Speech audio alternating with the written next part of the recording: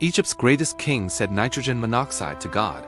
What followed shook a nation, broke an empire, and proved once and for all there is no power greater than the God of heaven. This is the story of the 10 plagues. Long ago, God's people were slaves in Egypt, oppressed, beaten, and crying out for deliverance. God heard them and sent Moses, once a prince of Egypt, now chosen as God's messenger.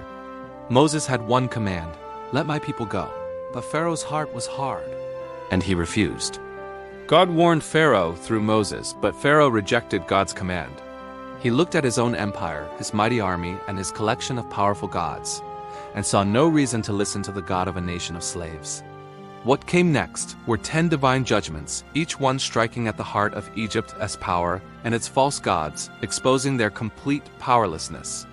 The stage was set for a confrontation between the ruler of Egypt and the ruler of the universe.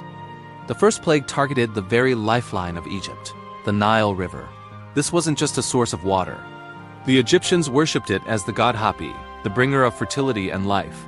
Moses, following God's command, struck the Nile with his staff, and the waters turned to blood. The river that was supposed to give life now brought death.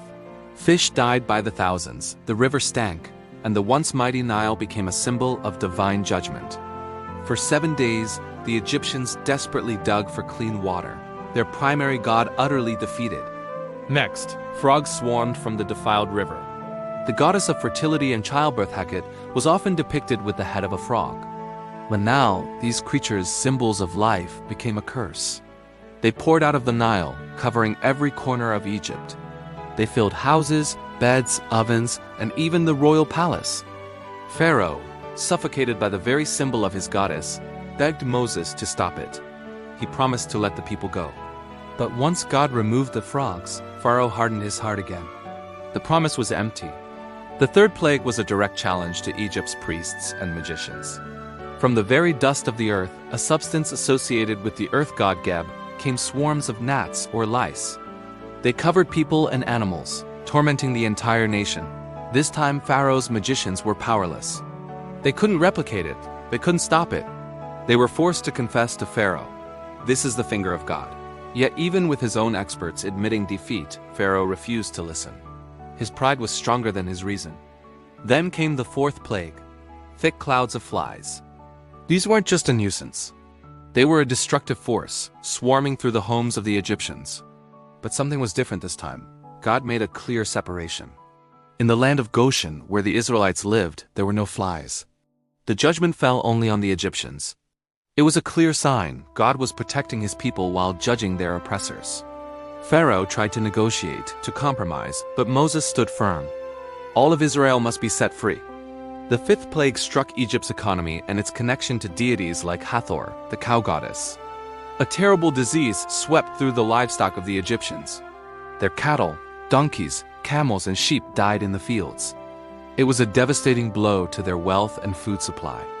Yet again in Goshen, not a single animal belonging to the Israelites was harmed. God's distinction was impossible to ignore. Pharaoh sent officials to confirm it, and they reported back the truth. Still, his heart grew even harder. Next, a plague of painful boils. Moses took soot from a furnace, a symbol of the Israelites' brick-making labor, and threw it into the air. It became a fine dust that settled on all of Egypt, causing agonizing boils to break out on people and animals. This plague was so severe that even Pharaoh's magicians, who had tried to stand against Moses, couldn't even present themselves because of the boils covering their own bodies. Their magic was useless, and their gods of healing were silent. Pharaoh, however, remained defiant on his throne. The seventh plague was a terrifying display of God's power over nature. God sent a storm unlike anything Egypt had ever seen. Fire and hail rained down from the sky together, a supernatural combination of destruction. It shattered trees, destroyed what was left of the crops, and struck down anyone who ignored God's warning to take shelter. The sky gods, like Nut, and the sun god, Rhea, were powerless to stop it. And once again, the land of Goshen, where the Israelites lived, was completely untouched by the storm. Following the hail, an even more devastating plague arrived: locusts. A wind from the Lord brought a swarm so thick it blotted out the sun. They swept across the land, consuming every last green plant that the hail had not destroyed. Egypt, Once a lush and fertile breadbasket was turned into a barren wasteland. The landscape was stripped bare, and the nation was on the brink of total collapse. Pharaoh pleaded with Moses again, admitting his sin. But as soon as the locusts were gone, his defiant heart returned. The ninth plague was a chilling foreshadowing of the end. For 3 days, a thick supernatural darkness fell over all of Egypt. It was a darkness that could be felt, so oppressive that no one could move from their spot. The sun god, Re, Egypt's most powerful deity, was completely extinguished. The land was plunged into absolute blackness. Yet in the homes of the Israelites there was light. It was a profound and terrifying warning. Egypt was under the judgment of a God who controlled light and darkness itself. This was the 10th and final judgment, the most devastating of all. God gave the Israelites specific instructions. Each family was to take a perfect lamb and mark their doorposts with its blood. That night the angel of death would pass through Egypt. In every house, the firstborn son from Pharaoh, as own heir down to the firstborn of the lowest servant, and even the firstborn of the livestock would die. But where the angel saw the blood of the lamb, he would pass over, and the people inside would be safe.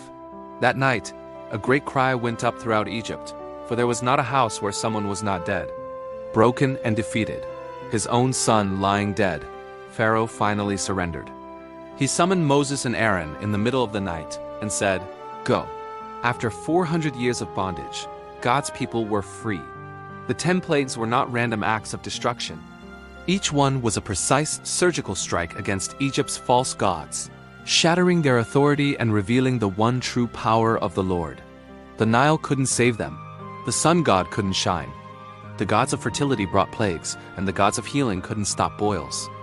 This story teaches us that no enemy is too great, no empire is too powerful, and no heart is too hard for God to overcome. He is a God who hears the cries of the oppressed and fights for his people. The God who delivered Israel is the same God who delivers today. When you feel trapped, oppressed, or facing an impossible situation, remember the story of the Exodus. Remember that God fights for his people. If this story has inspired you and you want to dive deeper into the powerful truths of the Bible, make sure to subscribe and join us for more. Thanks for watching.